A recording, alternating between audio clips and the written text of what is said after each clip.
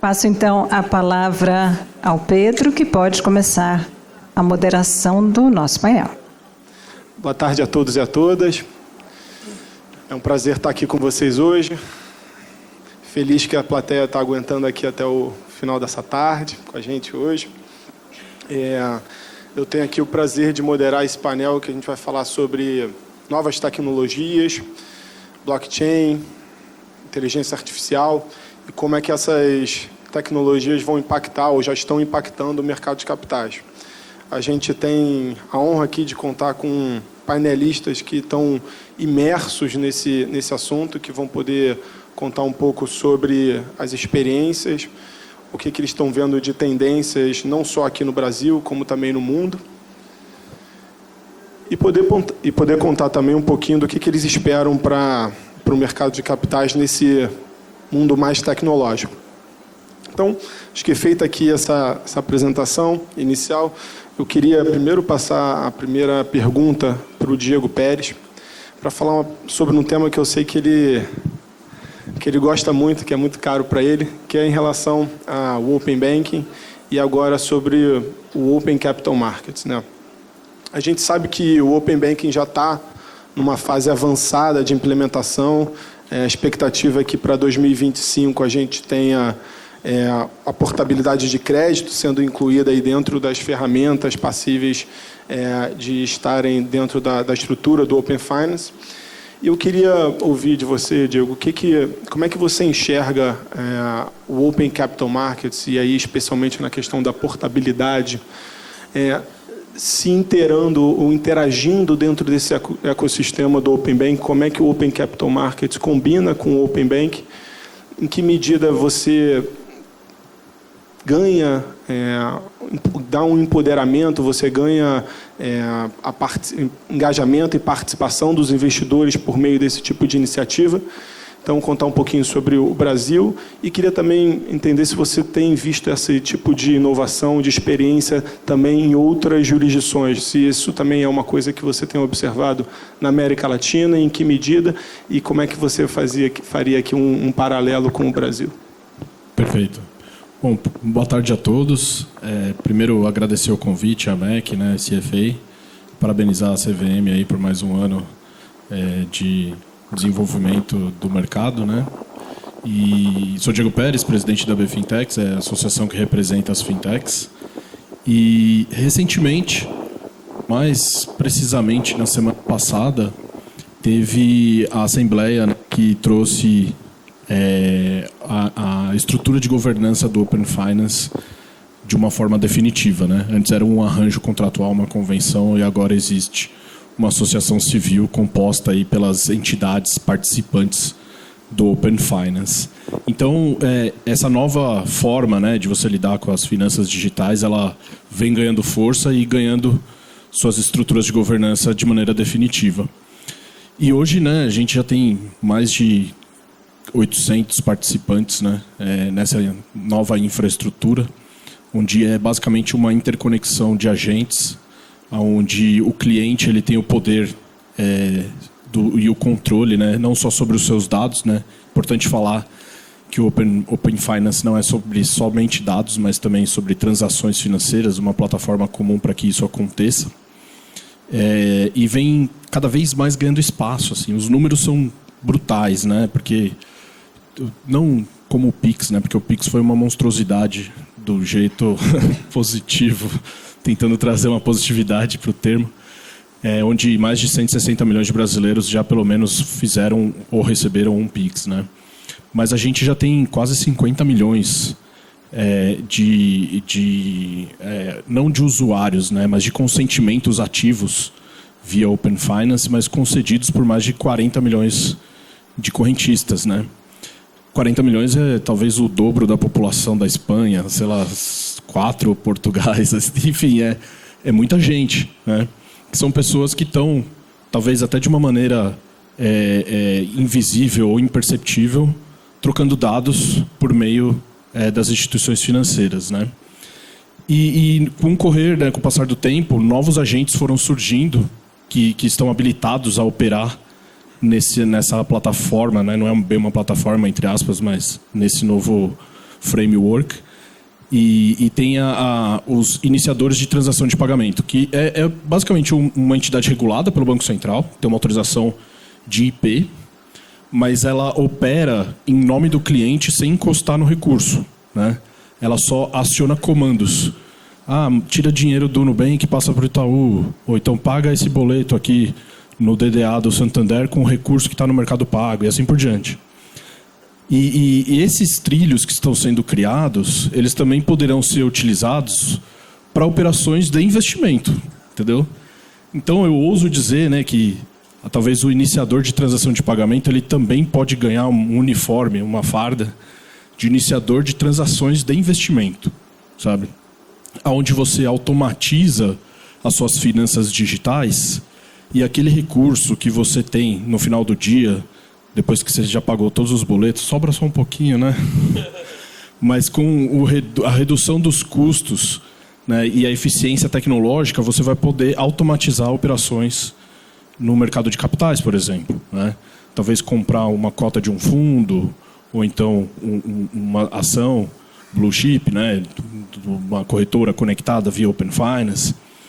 E a interoperabilidade, né, no caso, né, ou a portabilidade, na verdade, dos ativos, ela também já pode ser utilizada, talvez, nos trilhos do Open Finance que estão sendo criados para a portabilidade de crédito. Porque hoje o Banco Central vem trabalhando nesse formato para que você possa, por meio dessas conexões entre agentes, pesquisar se o contrato que você tem de financiamento imobiliário, financiamento do seu carro ou qualquer outro de crédito que você tenha contratado possa estar mais barato numa outra instituição financeira. E por um simples botão você troca, né, um contrato por outro e passa a economizar nas tarifas, né, ou nas taxas incidentes. Essa mesma dinâmica pode ser trazida para o mercado de capitais também. Uma vez que a CVM já preparou também os trilhos do mercado de capitais para os ativos negociados nos mercados organizados, eventualmente, você consegue fazer o aproveitamento desse mesmo formato, porque as instituições financeiras, muitas vezes, elas também oferecem produtos acessíveis para o investidor, né, via mercado de capitais. Então, eu fico assim, muito feliz assim, de poder viver esse momento, porque eu acredito que em muito pouco tempo, talvez 1 ano ou 2, a gente já vai ter os primeiros experimentos acontecendo. E eu nem comecei a falar de Drex ainda, tá? Então, tem muita coisa que a gente vem se debruçando na associação e é legal tentar trazer isso à tona para todo mundo conhecer. E para não estender muito tempo, falar brevemente sobre experiências internacionais. Na BFintex a gente faz parte de uma aliança de associações de fintechs da América Latina, né? São quase 20 países, 19, se eu não me engano já, que fazem parte dessa aliança. E tem os grandes, né? O Brasil é o maior, mas tem Argentina, México, Colômbia. Mas também tem os pequenos, né? Tem El Salvador, República Dominicana. São países assim que, na sua maneira, na sua magnitude, na sua realidade, também vem buscando se adaptar à nova realidade digital.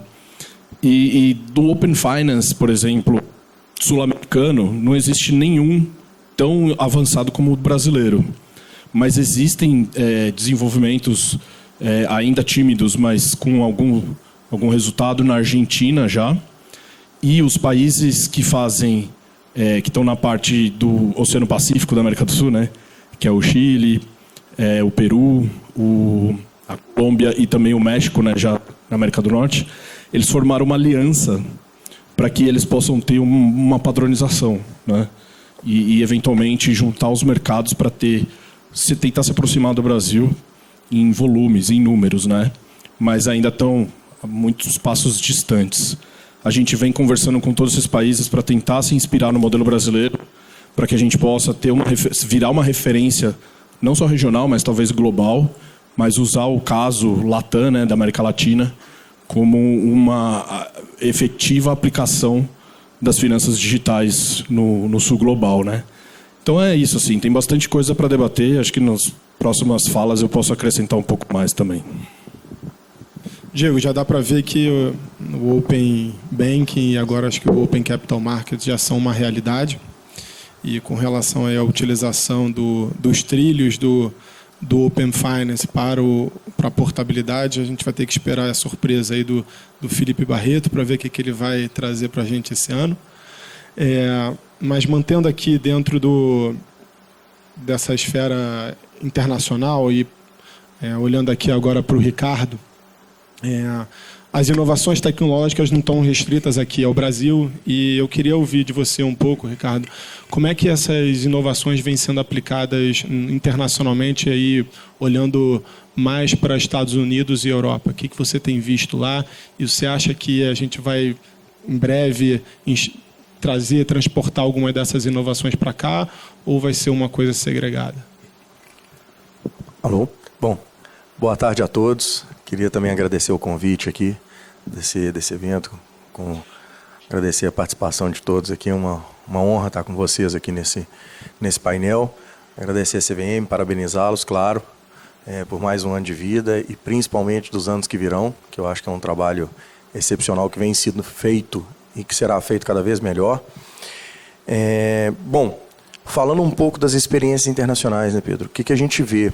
Acho que falando até um pouco, começando pelo CFA e começando de dentro, o CFA há poucos anos incorporou essa questão de ciência de dados, eu vou chamar num guarda-chuva um pouco mais amplo aqui, dentro do seu próprio currículo. Então, esse currículo que a gente chama é a matéria, né, das provas que a gente faz para ter a certificação. Isso foi um movimento de quebra de paradigma muito grande, uma instituição tão tradicional e que estuda bastante, que está em tanto contato, né, com o mercado, no CFA. Hoje nós estamos falando de aproximadamente 200 mil certificados ao longo do mundo inteiro. São mais de 160 países que existem charter holders. Então, é uma experiência global muito interessante que o CFA traz para nós. E mudando esse currículo, quer dizer que a coisa estava madura demais. E a gente sabe, o digital e essa parte de dados não tem volta. Eu costumo dizer que quando a coisa é boa demais, não tem volta. Foi assim, no caso mais recente, talvez análogo, o uso de aplicativos, né, de transporte. Eu venho de uma família que meu avô era taxista, eu cresci dentro de um táxi, mas o pessoal falou assim, se é a favor de aplicativo, eu falei, gente, se o táxi fosse tão bom, não tinha espaço para aplicativo, né? Então, quando a tecnologia é muito boa, muitas vezes não tem como segurar. E essa parte de dados, de uma forma bastante aberta, né? Lato sensu, assim, falando de dados, ciência de dados, tecnologia, isso também não tem volta. Ao redor do mundo, só para a gente ter uma ideia de números, hoje já tem uma estimativa de uma associação americana que existem investimentos nesse ano em torno de 50 bi de dólares na parte de tecnologia. E o que eu estou abarcando aí? Também é um ponto importante, né? Todos aqui somos do setor de tecnologia, né? Aqui desse painel, e muitos de vocês aí também. Essa parte de tecnologia, ela abarca uma série de fatores, né? Tem a parte de machine learning, por exemplo, né? Que a gente pode falar de um aprendizado de máquina com os dados. Tem uma parte de IA generativa, que é o mais conhecido, a aplicação de todos aqui em termos de produto é o ChatGPT. Então tem essa utilização também. Tem várias outras, né? A parte de leitura de imagens, a parte de robotização, automatização.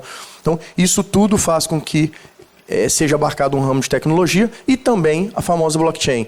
E aí a gente está falando de blockchain também de uma forma bastante ampla. A gente vem falar do Drex, o Diego carinhosamente aqui falou do Drex. É um mundo muito grande, né, que está por baixo disso. E lá fora também existem várias tecnologias que são estudadas e aplicadas com devido carinho. Muitas vezes se erra. Um caso clássico que a gente viu recentemente foi de uma companhia aérea em que colocou o chat, né, o chat GPT, né, a parte de bot deles automatizada, e deu uma resposta que a gente fala de alucinada, né, com uma alucinação, e teve multas bastante grandes em termos de reembolso também de clientes. Então, houve uma falha sim, mas não quer dizer que vai voltar. Então, existem aplicações, lembrando que aplicações no ramo de finanças, elas muitas vezes vêm de outros mercados, né? Para quem não lembra aí, por exemplo, né, o método de precificação de opções veio de uma fórmula de lançamento de foguete.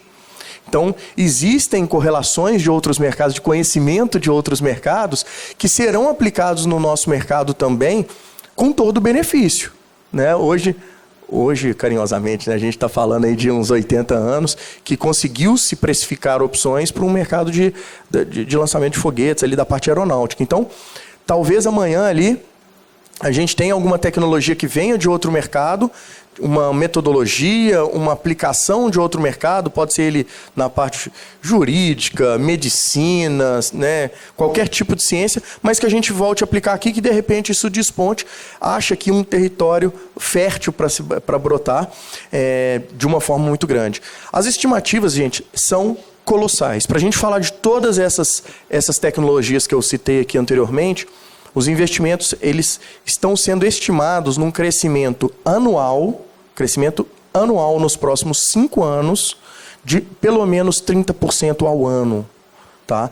30% ao ano nos próximos 5 anos é coisa demais de investimento. Então, sem tecnicalidade demais, ou história demais, de lei de Moore, dobrar conhecimento, preços ficarem mais reduzidos, aplicações. A gente no almoço estava falando, Emily, de computação quântica. Tem algumas coisas que ainda estão para dar saltos tecnológicos e revoluções que podem vir no curto prazo. Mas fora isso, gente, é muita aplicação e muita coisa que está sendo gerada e produzida daqui para frente. A gente tem que ter um carinho muito grande na utilização do ferramental.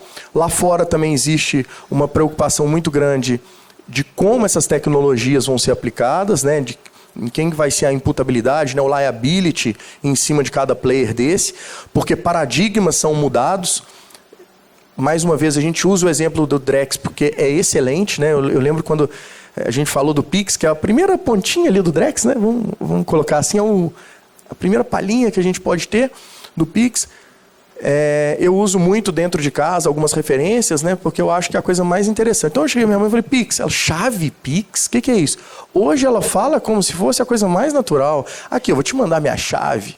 Falei, mãe, que engraçado, hein? 2 anos ali, esse negócio de Pix e aplicativo, era tudo muito distante. Agora você está falando como se tivesse nascido OIM, né? E é interessante esse ponto. Então, a parte das tecnologias, elas vêm sendo introduzidas e, mais uma vez, acho que os benefícios são muitos e a gente tem isso ao redor do mundo. Uma equiparação ao redor do mundo é muito bom falar aqui também na questão dessa imputabilidade no cross-border, né? Então não adianta ter uma regulação aqui que permite alguma coisa ou que não permite alguma coisa, mas se lá fora existe alguma forma dessa questão estar fora e não estar imputável de algum jeito aqui dentro e o sujeito não sentir uma terra sem lei. Isso já vem sendo abordado também por vários institutos e vários governos, vários reguladores, de uma forma bastante mundial. Isso é excepcional. Então, as coisas estão se equalizando. Muita tecnologia está vindo para cá. A gente consegue usar sim, tá, Pedro? A gente consegue usar essas tecnologias lá de fora aqui. Muitos de vocês já devem ter usado alguma tecnologia dessa generativa, tipo o ChatGPT, né, que a gente tem que falar aqui, porque muita gente não consegue associar, dessa IA generativa com os próprios dados, que é uma tecnologia recente demais. A gente está falando de uma metodologia que foi criada em dezembro de 2023, que é a tal da RAG, né, RAG, que você usa aquela IA generativa aprendendo com os seus dados, então não é que ele aprende com qualquer dado, você consegue ter uma base de aprendizado muito direcionado e importante de aplicações. Então, esse tipo de coisa vai acontecer, está acontecendo ao redor do mundo, muita aplicação aqui no Brasil, muitos benefícios e o caminho sem volta. Muito legal. De fato, acho que não é dúvida para ninguém aqui que a tecnologia veio para ficar. Acho que a questão é saber até onde ela vai, né? E eu acho que um outro ponto interessante que você destacou é a questão transfronteiriça das tecnologias. E se você olha os fóruns internacionais, e o Eduardo Manhã estava mencionando há pouco a IOSCO, a IOSCO tem uma atenção muito especial para um alinhamento entre os reguladores, especialmente com relação a essas novas tecnologias. É importante que haja uma cooperação, um alinhamento, para que a gente possa ter um ambiente seguro e que você consiga desenvolver plenamente aí as atividades com essas novas ferramentas. E mantendo aqui, acho que se de um lado a tecnologia não é só uma coisa brasileira, é uma coisa internacional, acho que ela também não está restrita somente para as fintechs, somente para os novos entrantes, né? Acho que as entidades mais, digamos assim, tradicionais no mercado de capitais também têm olhado com bastante atenção para esses novas tecnologias. E aí eu queria ouvir do Billy como é que esses participantes têm enxergado as novas tecnologias, aonde eles enxergam um maior valor adicionado para o uso dessas ferramentas. E aí uma segunda pergunta era com relação a como é que as associações, como é que a Ambima, altos reguladores podem fomentar, podem estimular o desenvolvimento o emprego e o desenvolvimento dessas ferramentas no mercado de capitais. Obrigado, Pedro. Bom, primeiro, boa tarde. É um prazer estar aqui nesse dia especial para a CVM, né? A CVM é uma parceira, eu acho, no dia do aniversário da CVM é legal falar, né? Eu estou na Ambima nas áreas de sustentabilidade, inovação e educação, e todas as vezes que a gente menciona o relacionamento que o mercado brasileiro tem com seus reguladores para os nossos pares internacionais, é um certo espanto, assim, do grau de cooperação, de como a gente consegue ter uma interlocução de qualidade, franca, aberta e que mira, né, um desenvolvimento do mercado nas diversas frentes que a gente faz. Então, é um prazer estar aqui, né, no aniversário da CM falando com vocês.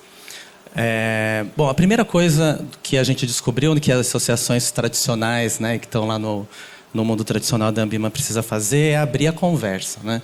Então, tradicionalmente, como é que a gente discutia temas na Ambima? Com nós mesmos, né? Então a gente tem vários grupos lá que os associados participam, a gente sentava, a gente entende muito bem de fundos de investimento, então a gente não precisava abrir essa conversa para fora da Ambima quando a gente estava discutindo o que era melhor para a indústria de fundos, né? Quando a gente está falando de tokenização, de inteligência artificial, né? Há algum tempo atrás a gente estava muito apaixonado pelo metaverso, não sei se vocês lembram, há longos 3 anos atrás, né? A gente estava falando disso. E para outros temas como também sustentabilidade e educação, a gente olhou e falou, olha, eu acho que a gente precisa ampliar essa conversa, porque a gente não tem só no mercado, conhecimento e experiência suficientes para tratar de um tema, por exemplo, como tokenização. Óbvio, né? Os grandes players que estão na Ambima, os grandes conglomerados estão participando e já têm experiência, já estão, mas se você olhar as mais de 300 assets que estão na Ambima, não, né? Elas não têm uma experiência tão grande, a gente precisava. Então, a primeira coisa, a gente abriu a nossa governança para permitir a participação de instituições, fintechs, academia nessa discussão. E a partir daí a gente construiu o que a gente chama de rede, essa consulta frequente para entender, tá bom, quais são as tecnologias, quais os temas que a gente precisa discutir e ajudar. E também perguntamos, e como vocês acham que a Ambima pode ajudar? Então, eu não vou falar de tudo, vou dar um exemplo no caso de tokenização, que eu acho que hoje, além de a generativa, é a tecnologia que mais pode transformar o jeito que a gente faz finanças, né, no mundo e no Brasil. Então, primeira coisa, só voltando à nossa pergunta anterior, não tem muito benchmark para a gente nessa área de tokenização, né? A gente está fazendo o trabalho lá na Ambima, e a gente não acha tantas experiências, a gente não tem Drex no mundo, né? A gente não tem Pix, né? São poucas experiências realmente, então a gente pode se orgulhar da nossa infraestrutura de mercado de capitais, da tecnologia bancária que a gente tem no Brasil, né? A gente é um case interessante e legal, então às vezes a gente não precisa nem, a gente pode olhar para fora, né? Mas a gente tem aqui uma experiência muito bem sucedida. Então, no caso de tokenização, o que a rede nos pediu? Olha, primeiro a gente precisa entender bem o que é isso. E segundo, nós gostaríamos de testar algumas coisas aqui na associação, né? Então, e aí para vocês terem uma ideia do quanto isso está sendo relevante para o nosso mercado, a gente abriu um projeto, né, para discutir tokenização e o que a Ambima podia fazer dentro desse ambiente de testes para uma tokenização. E a gente teve mais ou menos 60 instituições participando com 100 pessoas.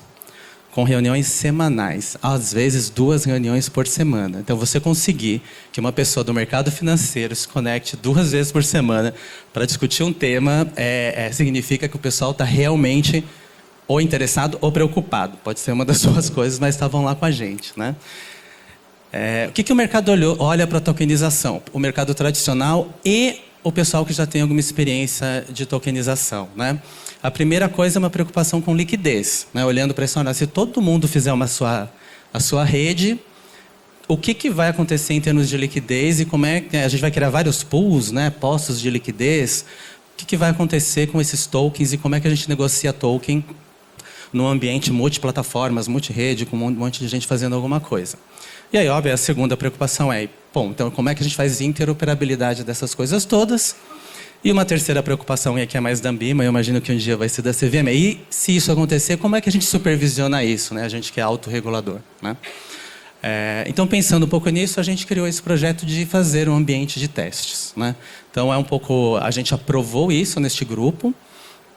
Vamos submeter agora a governança da Ambima.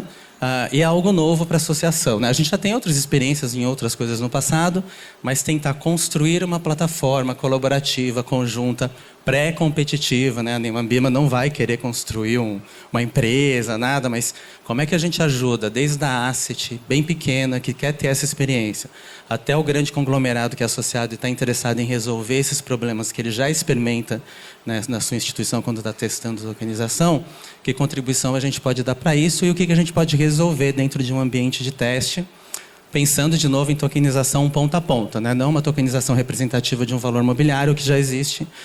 Eu acho que todo mundo já, né, pensa em tokenização como, olha, como é uma tokenização nativa e como nesse ambiente tokenizado a gente ganha tudo aquilo que eu acho que a gente já mencionou, de menor custo, mais acessibilidade, né, rastreamento, transparência, tudo isso que um ambiente tokenizado pode fornecer.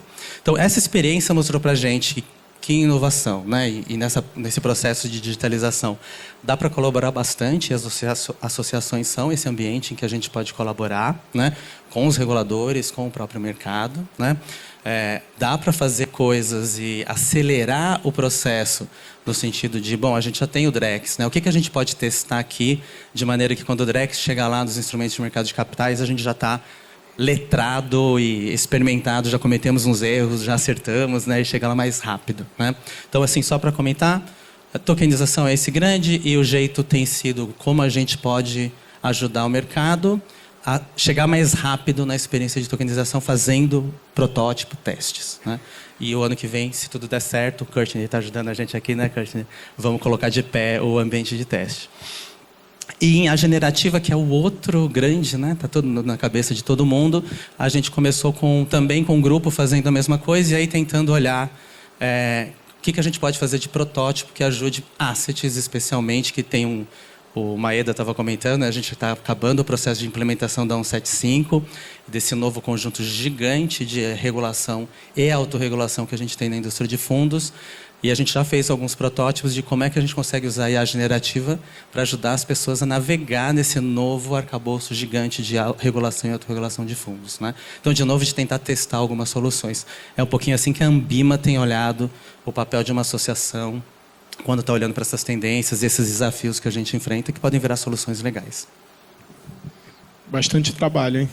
Acho que não só na parte de conhecimento, mas também essa parte de experimentar, né, de testes, é muito importante para quando a gente tiver daqui a pouquinho, já está batendo na porta, um pouquinho mais maduro com as infraestruturas, a gente já conseguir ter aí um voo mais rápido.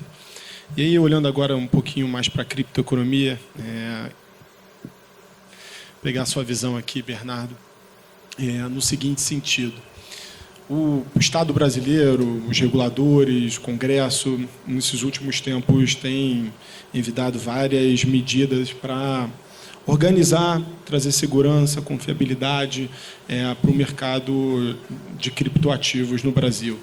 A gente pode citar a lei, né, do marco legal dos criptoativos, teve o parecer de orientação da CVM 40, recentemente tivemos ali as consultas públicas do Banco Central tratando do tema.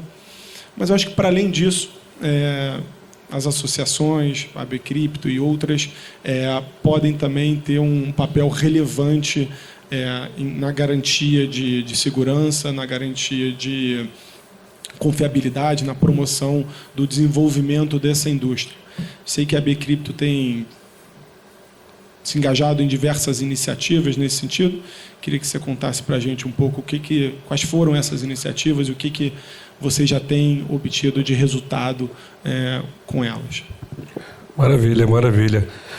Pedro, antes de responder, eu só queria agradecer por estar aqui no 48º aniversário da CVM.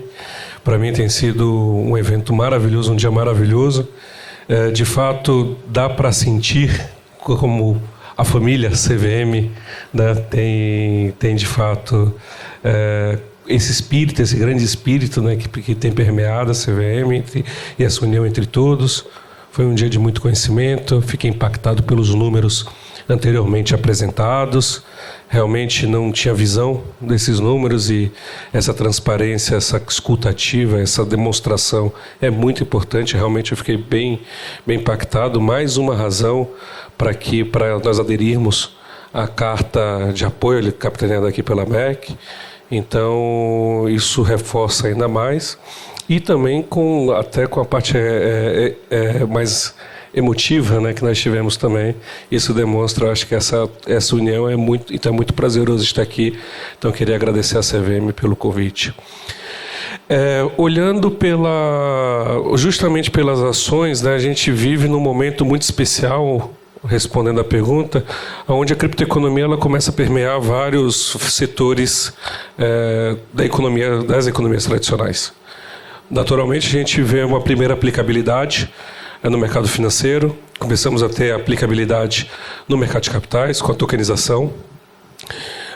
Recentemente, tivemos o Parecer 40, tivemos a lei Parecer 40, o ofício número 4, o ofício número 6, que trouxe uma grande segurança para o mercado. Achei importante ressaltar esse posicionamento. E o Brasil, muitas vezes, ele visto justamente como um ponto de, poxa, o mundo está seguindo uma outra direção ou está tendo outras discussões, e o Brasil tem apoiado esse tipo de ação, tem tentado abraçar a tokenização e a criptoeconomia como uma ferramenta. E agora a gente observa com o andar que todo o posicionamento nosso está correto, né? Enquanto agora o mundo tenta também fazer uma virada de chave também em relação a isso. Então, de fato, a gente tem uma segurança jurídica maior que vem sendo construída. Temos agora a consulta pública do Banco Central, relacionado aos 109, 110 consultas públicas, relacionado ao processo de autorização, que vai trazer mais segurança. Também aguardamos né, o processo que nós já sabemos que vai se dar em relação à parte regulatória da que de mercado de capitais, o que é outro movimento muito importante. Eu acho que os primeiros dados nós começamos a ter dessa evolução. Veja, o quanto a tokenização no Brasil foi importante, a abertura dessa regra. Esse ano, se eu não me engano, a gente bateu já 1 bilhão em setembro, se eu não me engano, esse número, em termos de ativos tokenizados, utilizando o ofício número 4 e o ofício número 6 pela regulação de crowdfunding. Então, isso demonstra como esse instrumento ele pode ser positivo, ele pode ser utilizado justamente para essa missão que a reforma, toda essa reforma que a CVM vem realizando em termos de abertura e de democratização do mercado de capitais. Essa pode ser uma ferramenta muito importante de utilização. Essa ferramenta ela pode, de fato, ser usada para que o mercado de capitais se torne mais aberto, mais acessível e mais barato, né, para quem deseja fazer ali suas emissões e suas negociações.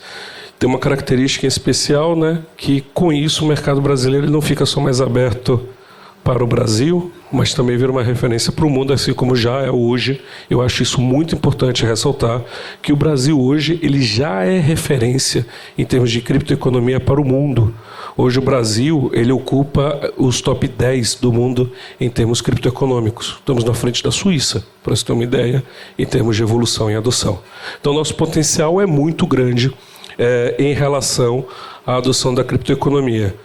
Mas claro, somente essas ações não são necessárias. Então, hoje nós temos outras frentes que estão também ligadas aos projetos de lei, né? Nós temos em andamento, relacionados a stablecoins, relacionado à tokenização também. E nós também temos outras ações educacionais que temos prazer de realizar isso de forma em conjunta com a CVM. Então, recentemente, lançamos até uma ferramenta de ajuda ao usuário, ao investidor, que ajuda ele ter ali o grau de risco do seu investimento, da pessoa que abordou, em relação à ação que ele quer tomar, em relação à realização de investimento. Então, dentre as ações, o que nós procuramos estabelecer é, procurar uma segurança jurídica maior necessária que permita o desenvolvimento do setor. E cada vez mais essa integração maior com o mercado de capitais, cada vez essa integração maior com o mercado financeiro. 2, trazer um pilar de educação forte. Então, nós fizemos, acredito que isso seja papel da associação, ser esse interlocutor, ajudar no processo de aculturamento e educação. Nós fizemos o lançamento da ferramenta, temos ações educacionais, vamos lançar recentemente também um programa de certificação de pessoas, voltado a poder fomentar o mercado em termos de especialização profissional. Temos outras iniciativas, como uma autorregulação também para o setor. Então, a gente buscou fazer com que o setor também faça o seu papel em termos de adequação e educação. E, por último, o que nós temos aqui é justamente buscando diminuir a fricção desse processo de transformação. Então, nós temos, dentro da associação, diversos programas de assessoria para ajudar que as empresas se adequem de forma mais rápida e de forma mais assertiva às regulações, às posições regulatórias que estão se dando pelo caminho. Então, esses são alguns caminhos que nós tomamos. E, Emílio, eu acho que tem um ponto para finalizar, né? Enquanto nós estamos fazendo justamente buscando o inverso, né? Então, nós abrimos a associação buscando justamente o conhecimento de players mais conservadores que ajudaram a fazer justamente essa construção já para o mercado financeiro, mercado de capitais, a fim de incorporar esse conhecimento para que nós tenhamos também evolução mais rápida possível desses sistemas. Então, um pouco do overview do que a gente está, com muita parceria e com muita união em termos de setor, construindo para que a gente tenha desenvolvimento saudável da criptoeconomia aqui no Brasil. Gente, a gente tem um desafio aqui. A gente tem 7 minutos e eu ainda tinha mais uma rodada de perguntas para cada um deles. Então, eu vou tentar ser bastante objetivo e peço também para que vocês sejam. Billy, eu queria entender um pouco de você. Assim, a gente tem todo esse arcabouço legal, regulatório. Também a gente está vendo aqui o setor privado também se mexendo para dar essa segurança, essa previsibilidade. Mas também a gente, para o desenvolvimento do mercado, a gente também precisa dos investidores ali com apetite para tomarem esse tipo de ativos, né? Então, o que você tem enxergado na Ambima por parte dos investidores? O que tem sido assim, um fator decisivo para eles investirem nesse tipo de ativo? Bom, vamos lá. Eu sou economista, né? Eu vou falar mais rápido agora. Eu gosto de dividir as coisas, eu vou acelerar 1.5 igual no WhatsApp. Eu gosto de dividir as coisas em oferta e demanda. Demanda a gente não precisa se preocupar. Brasileiro é esse bicho, né? Nós somos que gasta muito tempo na internet, que faz guerra de meme com os portugueses, que se interessa, que gosta de plataforma de aposta, que faz, né? Que é conectado. Na nossa pesquisa sobre investimentos que a gente faz todo ano, ativos digitais já empata com todos os produtos tradicionais, com exceção da poupança. Então, você pega lá, 1/4 dos investidores menciona a poupança como investimento que vai usar no ano. Depois tem um pouquinho de bolsa e é tudo empatado. Título público, título privado, fundos, ativos digitais, né? Obviamente, quando você olha para os jovens, até desempata, porque a população millennial e a geração Z investe muito mais. Então, tenham interesse da população, né? Nossa população, que não é à toa que o Pix é um sucesso, né? Que olha para isso como algo interessante, e principalmente os mais jovens que têm uma familiaridade muito grande, né? Eu compro skin no meu jogo, eu também compro um criptoativo que eu acho que uma coisa virtual tem valor. Então, do lado da demanda, eu acho que já tem esse interesse, né? E, óbvio, as situações de educação são importantes, a gente faz lá na Ambima. Do lado da oferta, então, o que a gente tem feito? A gente já tem uma autorregulação para fundos que oferecem criptoativos, porque a gente olha para a transparência e como é que os fundos se comunicam e como é que os fundos informam os riscos desse tipo de ativo que está na carteira para os investidores. A gente está lançando hoje ou amanhã, Tatiana Tikal está aí? Hoje? Amanhã? A gente está lançando amanhã um guia de tokenização de títulos para a sociedade brasileira, né? Nesse sentido de como é que a gente aprimora a oferta desse tipo de ativo no mercado brasileiro. E do ponto de vista da oferta pelos profissionais, a gente já incluiu nas nossas certificações conteúdos sobre criptoativos, por um lado, e treinamentos, né? Além de estar na prova, no exame, a gente tem na nossa plataforma de educação, Ambimedu, fazendo jabá rápido, baixo, é muito legal, gratuito, o Ambimedu, conteúdo sobre tokenização, criptoativos, para que os profissionais estejam preparados para oferecer para os investidores. E aí? Isso. Obrigado. Acho que passando até um pouco dessa mesma linha, tá? Queria ouvir um pouco do Ricardo, também do ponto de vista do investidor, assim, como é que liquidez, como é que transparência são fatores importantes para a tomada de decisão de investimento? Como é que você enxerga isso dentro aqui da criptoeconomia, dentro dos ativos digitais? Bom, também vou colocar lá no VES 2, né, Vili, para a gente dar uma acelerada aqui, mas basicamente eu tenho uma parte regulatória que é um must-have, né, então a parte regulatória, todo mundo está preocupado, então essa tranquilidade de poder investir em alguma coisa, e eu estou falando muito até, ele citou muito da pessoa física, agora falando um pouquinho do mundo institucional, ele tem que sentir a segurança de que ele pode investir naquele tipo de ativo. Foi uma discussão que a gente já teve há alguns anos aqui, né? Principalmente Bernardo, a gente já viveu algumas discussões dessas, o que pode, o que não pode. Hoje a gente todo esse marco regulatório vem para nos trazer uma tranquilidade de que o investidor institucional pode investir nesse tipo de ativo. E eu falo de uma outra questão que todo mundo está permeando aqui, que a gente chama carinhosamente de capex intelectual, né? São tecnologias que não são triviais de se entender, né? Um blockchain, criptografia, é uma matemática, uma computação às vezes um pouco árdua, né, para uma pessoa que nunca teve contato diretamente com esse tipo de matéria, mas que é importante para o investidor entrar nisso. Eu costumo dizer que a tecnologia hoje, agora, ela está mudando bastante a forma com que a sociedade vê. Até poucos anos, existiu aí uma hype nos últimos anos, agora bem recentes, de que a tecnologia era fim. E agora a gente está vendo que a tecnologia é um meio e tem uma camada em cima de usabilidade. Então, falar de Drex, falar de Pix, o que está por baixo daquilo ali é de uma complexidade imensa. Mas o SPB também era difícil. O SPB também era muito complicado e a gente usava e sempre foi referência mundial. E eu gosto de falar isso também, tá vendo? A gente aqui é referência mundial para muita coisa, não é só futebol. Tá? Inclusive futebol nem é mais. Mas a gente está passando para ser uma outra coisa. Talvez seja de tecnologia. Então, trazendo isso para o nosso mundo, a pessoa que está lá na ponta, usando o Pix, eu dei o exemplo lá de casa, mas é o exemplo de todos vocês aí, vocês têm algum parente, colega, amigo, enfim, que você se relaciona, que não entende o que é aquela coisa e não precisa entender, é feito para isso, ela não precisa entender, mas ela sabe que tem uma camada de proteção ali que o resguarda, né? E que a usabilidade fica boa. Agora, falando do institucional, ele gosta de entender isso, ele gosta de sentir que ele pode, então ele precisa de uma parte regulatória, mas ele precisa sentir que ele consegue, que ele está capaz, que ele tem conhecimento para isso. E esse capex intelectual, ele não nasce do dia para a noite. São matérias muito transversais, a gente está falando aqui de finanças, que são matérias densas, mas também a gente está falando de matemática, computação, estatística, enfim, uma gama de conceitos novos que as pessoas têm que absorver.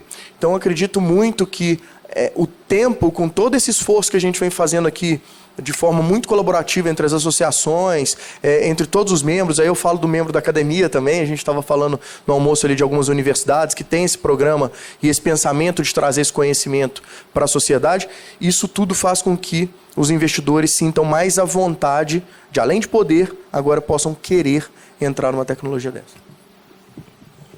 Legal. Passando aqui para o Bernardo, ele comentou um pouquinho sobre a indústria de tokenização, com crowdfunding, falando um pouco do mais de 1 bilhão que a gente já viu de emissões ao longo desse ano, até setembro. Queria ouvir de você um pouco o que a gente pode esperar para 2025 dessa indústria. Crescimento? Crescimento. Acho que nós estamos caminhando para a segurança jurídica necessária para que os investimentos em tokenização, porque os investimentos no mercado cripto, na tecnologia blockchain, ele aumente. Nós vamos ver essa segurança jurídica vai permitir para que grandes players, para que grandes, como falou, investidores institucionais, de fato no Brasil comecem a aderir de forma massiva e comecem a utilizar essa tecnologia como meio realmente de suas emissões e de suas negociações.